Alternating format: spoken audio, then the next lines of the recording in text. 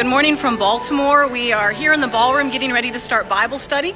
That's scheduled to begin at 8:30 and go till 9:30. That's always a wonderful part of our time together at annual conference, starting out our time in the Word. You hear the music behind me. Hopefully you can still hear me some.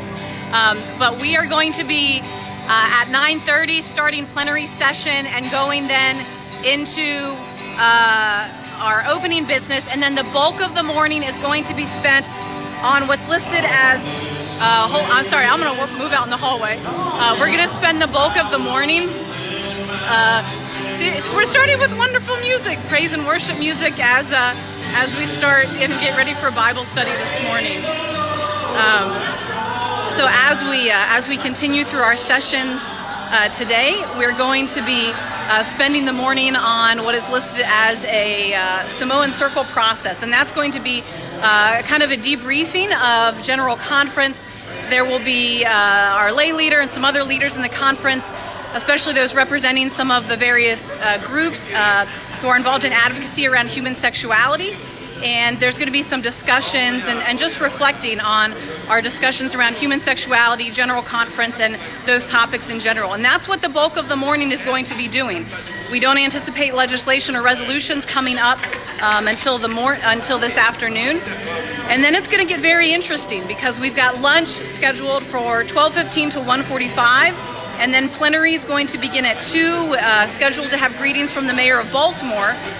We'll get right into voting device instructions, and then they have all something like, 19 resolutions that are listed for this afternoon.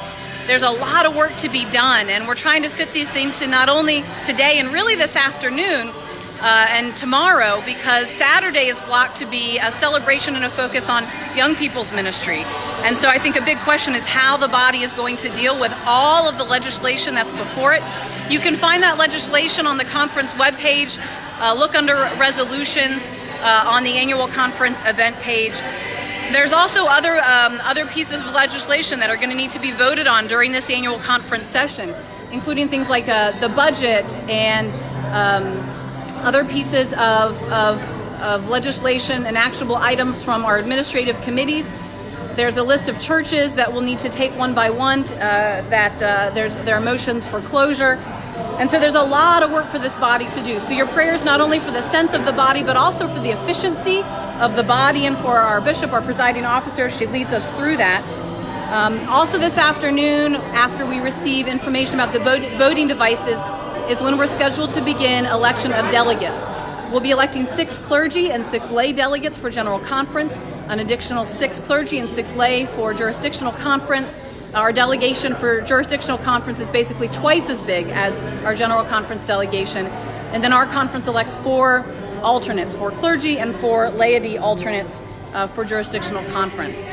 So again, this morning we'll be spending in Bible study here shortly. 9:30 we'll convene, but we are expected to spend the bulk of the morning in what's called a Samoan Circle process. They'll be leading us through those discussions around human sexuality and General Conference.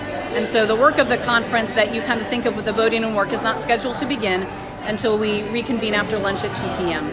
If you want to follow along any of this information, the daily connections are available online where you can see even more detail. And if there's anything else that you'd like to follow along or any questions about the happening here, please feel free to post in comments or send me a post, and we'll try to get that information out to you. Thanks, and have a wonderful morning.